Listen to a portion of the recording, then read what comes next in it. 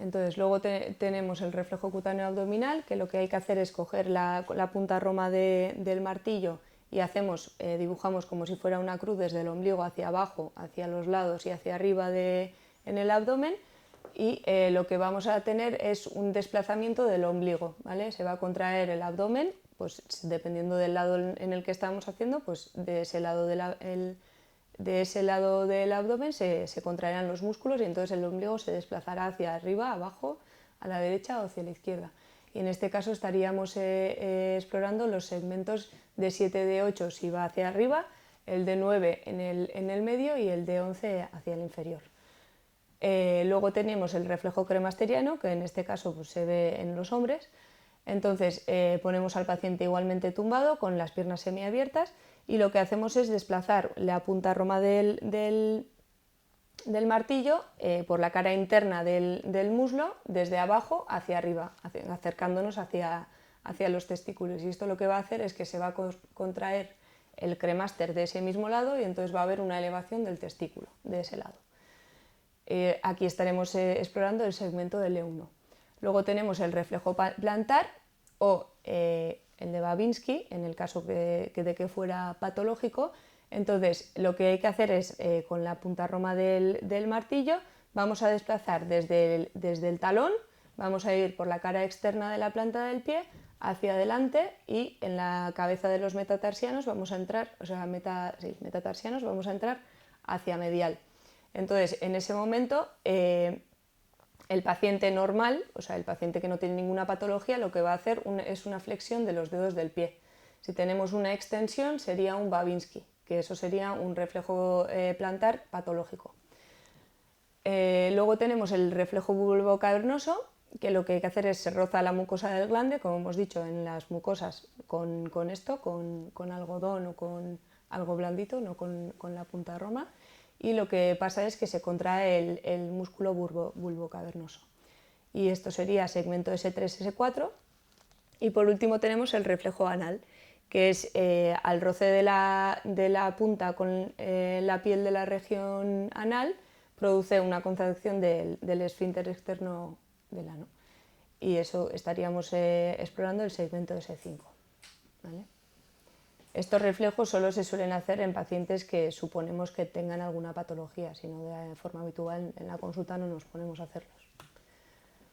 Entonces, en las alteraciones, como hemos dicho, tenemos por ejemplo el signo de Babinski. Entonces, el signo de Babinski es la inversión del reflejo plantar. Entonces, lo que tenemos es, en vez de una flexión, hay una extensión de los dedos del pie. Entonces, es por una lesión de la vía piramidal y es fisiológico en los niños. Muchos reflejos mucocutáneos y profundos serían alterados, o sea, saldría el resultado alterado en adultos, pero son normales en niños, ¿vale? Los niños tienen muchos reflejos que luego se van perdiendo. Entonces, tenemos diferentes maniobras para hacer la misma exploración, ¿vale? Tenemos la maniobra de Chaddock, que se comprime el borde lateral del pie debajo del malleolo externo. Tenemos la maniobra de Gordon, que se comprimen los gemelos y hace el mismo efecto. La maniobra de Schaffer, que no sé cómo se pronuncia, pero bueno, que se comprime el tendón de Aquiles. Y tenemos la maniobra de Oppenheim, que deslizando los dedos índice y medio sobre la cara anterior de la tibia, pues tenemos el mismo reflejo, ¿vale? Entonces, tenemos también el reflejo flexor de la extremidad inferior.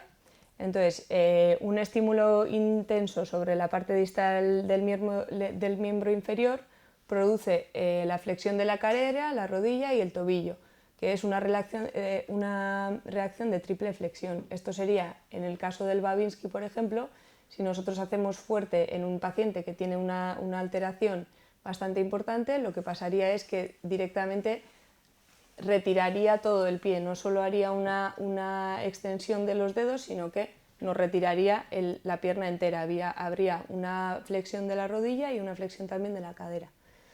Entonces, luego tenemos el reflejo cruzado en extensión, que es que al aplicar un estímulo similar en un miembro se activa la respuesta en el otro miembro. Entonces, esto suele ocurrir en las lesiones medulares incompletas. Luego tenemos el impulso extensor. Todas estas estamos hablando de reflejos patológicos que no deben aparecer en personas sin ninguna patología, ¿eh? Tenemos el impulso extensor, que se coloca la pierna en flexión pasiva, entonces se empuja la planta del pie hacia arriba y se produce una extensión del pie, seguida de una flexión. Y este también es fisiológico en recién nacidos. Tenemos también el reflejo de contracción abdominal, que sería la contracción de la pared abdominal ante estímulos sobre esta o en los miembros inferiores. A la mínima que hiciéramos un pequeño estímulo se contraería el abdomen. Tenemos el reflejo de succión, que también es fisiológico en los niños lactantes, que sería presionar los labios con un pulpejo del dedo y entonces se produce un movimiento de succión, que esto también se ve en personas con patología neurológica. Y luego tenemos el reflejo de hociqueo, que es que se comprime con un dedo la línea media del labio superior o el inferior y se protruyen los labios. Esto también en niños es fisiológico. Si les pones así el dedito, pues lo que intentan hacer es atrapar pues, lo que tengan delante, ¿vale? Y luego desaparece y puede volver a aparecer si hay alguna lesión. Tenemos el reflejo de la presión forzada, donde se coloca un objeto en la palma de la mano del paciente y el paciente flexiona los dedos. También es fisiológico en los niños. A los niños les acercas el dedito a la mano y lo que hacen es agarrarte. Luego tenemos el reflejo palmomentoniano o marinesco, que ponemos el paciente con la boca entreabierta. Entonces hay que desplazar la punta roma del martillo sobre la eminencia tenar y se contraen los músculos de la barba de ese lado, con elevación del labio inferior. Y es frecuente en patologías frontales y extrapiramidales, sin más. Y luego tenemos el reflejo de Hoffman y el reflejo de Rosolino, que son otros dos, tampoco importa mucho. Entonces, una vez vistos los reflejos, tanto profundos como superficiales, vamos a hablar del tono muscular, que sería el siguiente punto que hay que explorar en una exploración neurológica. Entonces, ¿qué es el tono muscular? Es una contracción permanente, involuntaria, de grado variable, no fatigante y de carácter reflejo, que está encaminada a conservar una actitud o mantener dispuesto el músculo para una contracción voluntaria subsiguiente, ¿vale? Entonces, la exploración del tono muscular, ¿cómo se hace? Pues primero de todo hay que inspeccionar, hay que mirar, ¿vale? Hay que observar el aspecto y la actitud de las extremidades. Si hay una masa muscular simétrica en ambas extremidades, por ejemplo, si el relieve es normal o si al contrario pues está aumentado o disminuido, ¿vale? Luego la palpación, hay que examinar todos los músculos del cuerpo, aunque normalmente cuando con la inspección miramos a ver dónde hay un déficit o un exceso y ya vas a explorar directamente ahí. Entonces miramos un poquito pues, la consistencia o cómo está ese músculo. Y luego la resistencia de los músculos a la manipulación o movimientos pasivos. Lo que hay que hacer es,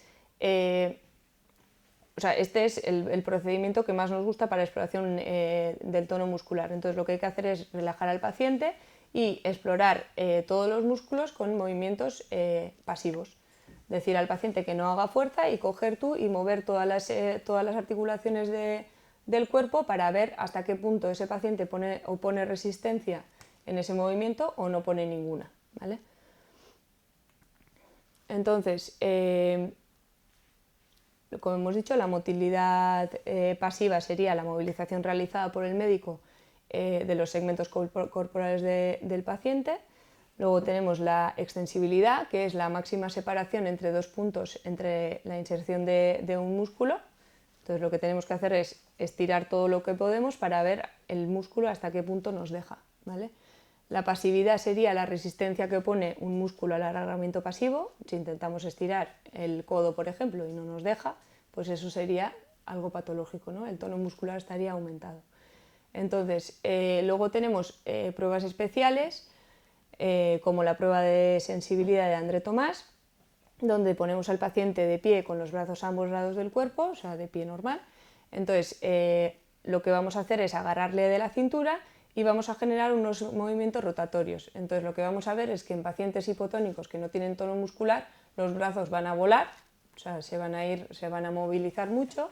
En los pacientes normales se van a mover un poquito, pero bueno, no de forma exagerada. Y en los pacientes que tienen un tono muscular elevado no se moverán los brazos, se quedarán quietos al lado del cuerpo y vamos a ver que no se mueven. Entonces es una manera fácil de explorar el tono muscular. Entonces,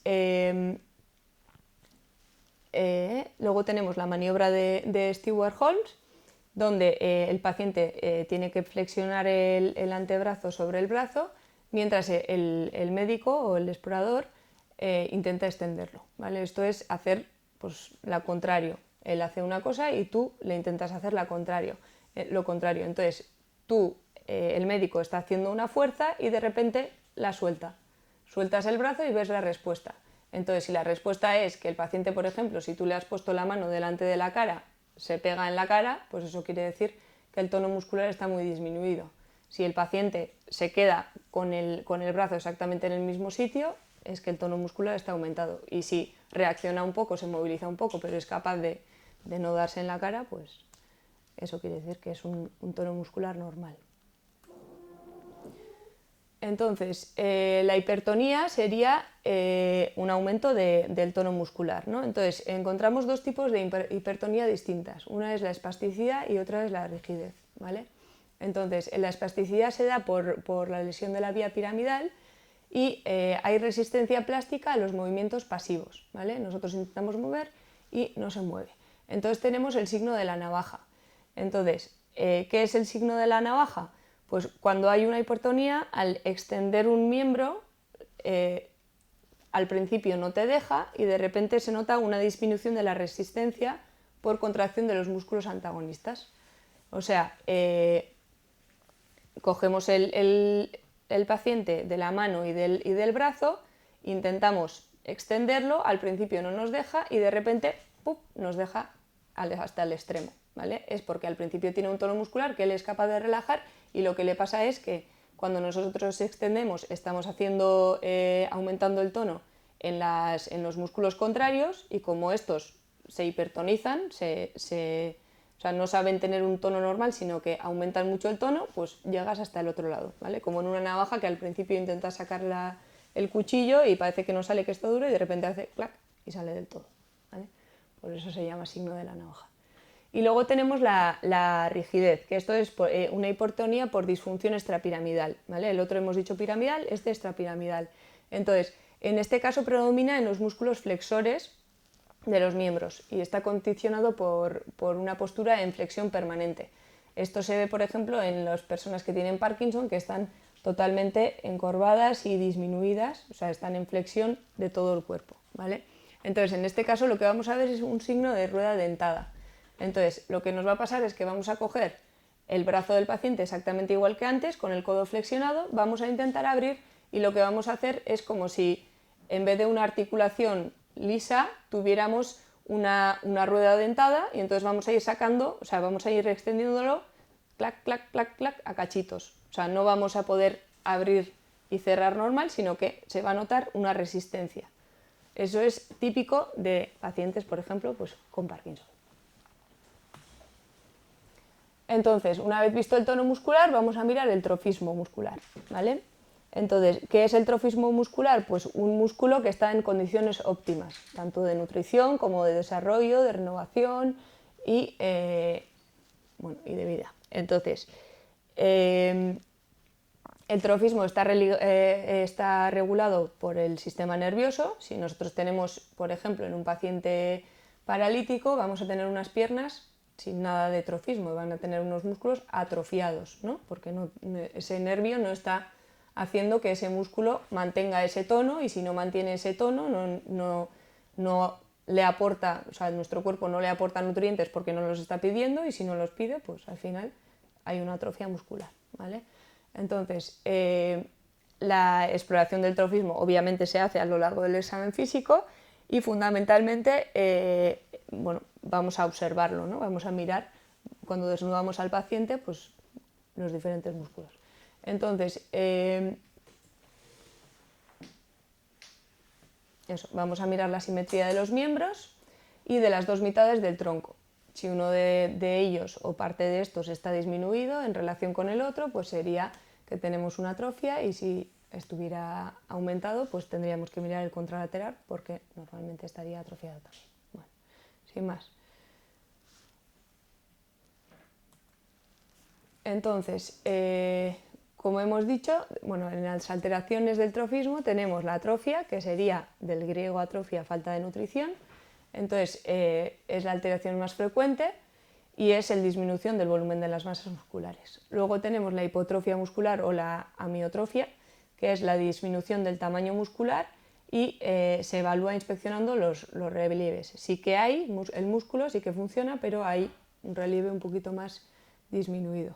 Tenemos la amiotrofia de origen neurogénico, que es por lesión de las motoruras periféricas, y lo que suele haber es una hipotonía, una disminución de la fuerza, una reflexia osteotendinosa y una presencia de fasciculaciones. Las fasciculaciones son unas contracciones muy superficiales y muy rápidas de los músculos, ¿vale? Que se suelen dar cuando hay no una atrofia, pero preatrofia. Antes de la atrofia se suelen dar las fasciculaciones, que es como si el músculo se quejara de que no le llega el suficiente aporte o que no tiene el suficiente estímulo, ¿vale? Luego tenemos la atrofia miogénica, que son simétricas con reflejos osteotendinosos disminuidos y con preservación de la sensibilidad y ausencia de fasciculaciones, ¿vale? Tenemos las amiotrofias reflejas, que son relacionadas a lesiones articulares, y atrofia por desuso. Pues esto sería una amiotrofia refleja, sería por ejemplo cuando nos ponen una escayola y dejamos de utilizar el brazo o la pierna, pues tenemos una atrofia momentánea, ¿vale? Pero luego cuando volvemos a utilizarlo, pues ya está, vuelve a su ser. Tenemos la hipertrofia muscular, que en este caso es pues todo lo contrario, aumento de la masa muscular, que hoy en día pues lo vemos mucho. Luego está la pseudohipertrofia muscular, que es el reemplazo de la masa muscular por grasa. Entonces parece que el paciente tiene una hipertrofia, pero en realidad es grasa, ¿vale? Y suele haber además pérdida de fuerza. Y luego está la contractura muscular, que es en un músculo sometido a contracciones constantes, se observa un acortamiento del músculo y además también un acortamiento del estiramiento máximo. No conseguimos estirarlo igual, perdemos flexibilidad, ¿vale? Y se acompaña de dolor. Entonces, os he puesto aquí unos cuantos trastornos motores. No, perdón, esto es de otro. Esto no es de aquí.